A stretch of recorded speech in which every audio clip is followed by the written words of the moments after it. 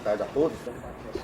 Eu quero fazer um requerimento, que eu deparei, fui lá na FAO e deparei com as professoras tirando foto da aeronave, jogando veneno na sonsa, circo vizinho lá.